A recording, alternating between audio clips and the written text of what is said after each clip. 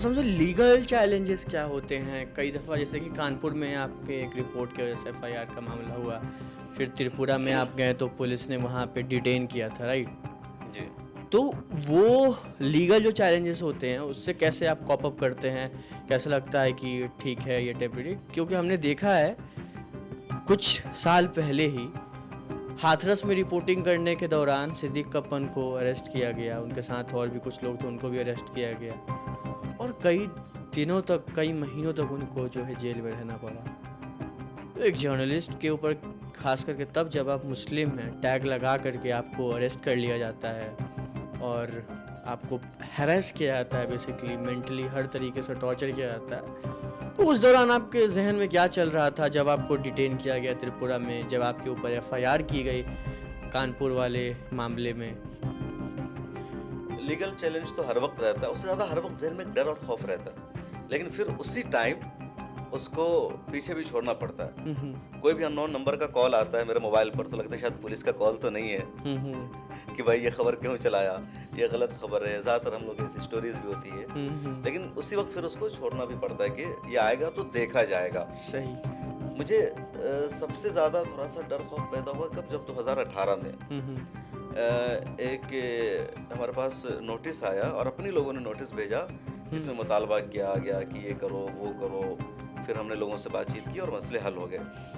महमूद पराचा ने भी एक बार बहुत ज़्यादा हौसला दिया मुझे, एक केस को लेकर के गया उनके पास, तो उन्होंने कहा कि अगर जेल जाने के लिए तैयार हो तो जर्नलिज्म करो, वरना जाके किसी मस्जिद में इमामत करो। उसके बाद मैं नहीं गया। उसके बाद सबसे एक बड़ा मामला हो गया, तो 2018 या 19 की बात है, बिहार के सीतामढ़ी में एक मॉब लिंचिंग का केस सामने आया था ज़ैनुल अंसारी का, 83 साल के ज़ईफ़ शख्स। उसकी मैंने स्टोरी की तो पटना से साइबर क्राइम ब्रांच से फ़ोन आया और कहा कि आपने एक वीडियो अपलोड किया या स्टोरी चलाई है टेक्स्ट में, उसको आप डिलीट कीजिए, लॉ एंड ऑर्डर को ख़तरा है उससे।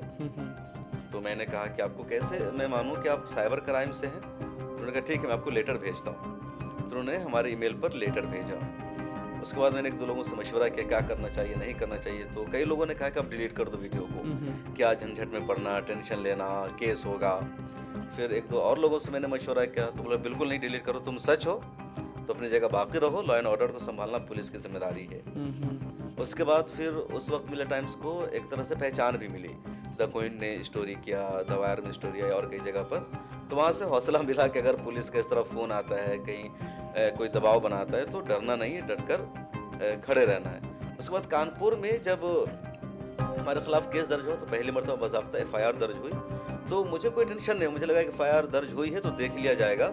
लेकिन कई मरतबा क्या होता है ना, मैं कोशिश कर रहा था कि एफआईआर की खबर मेरे घर वालों को पता ना चले, मेरे वालिदैन को पता ना चले, माँ बाप को पता ना चले, और वालिद साहब को तो पता भी चल जाता, वो भी खबरें देखते हैं, वालदा को पता ना चले, लेकिन चीज़ें पहुंची जाती है, आसपास के लोग तो बोल ही देते हैं। तो कभी पर्सनली इस बात का मुझे नहीं डर लगता है कि कोई गिरफ्तारी हो जाएगी तो क्या होगा या केस हो जाएगा, क्योंकि इंडिया का जो माहौल है या जिस तरह की सिचुएशन है, जिस तरह का हमारा काम है, तो ये बात यकीनी है कि आज नहीं तो कल जेल जाना पड़ेगा, गिरफ्तारी होगी, चैनल बैन होगा, ये 100% लगता है।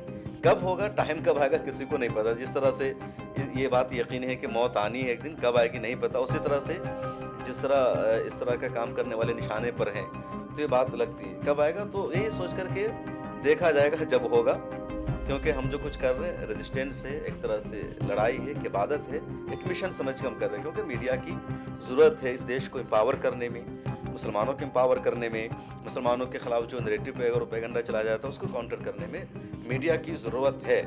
और आज के दौर में जब मीडिया दो हिस्सों में बटा हुआ है, एक राइट एक लेफ्ट, तो एक ऐसा मीडिया होना ज़रूरी है जो बिल्कुल सेंटर में हो, जो ये ना बताए कि बीजेपी ही मुसलमानों के असल दुश्मन है और कांग्रेस ही मुसलमानों के असल दोस्त है, खैर खा है। उसके अलावा यानी कांग्रेस ना होती तो मुसलमान देश में सांस ही न ले पाता। तो ये भी मुसलमानों के खिलाफ एक तरह से साजिश है, या किसी एक पार्टी का मुसलमानों को इतना दुश्मन बना देना या मुसलमानों के दिल में इतनी नफरत पैदा कर देना। तो सेंटर की राह, बीच की राह ज़रूरी है और हम लोग उसके लिए काम कर रहे हैं।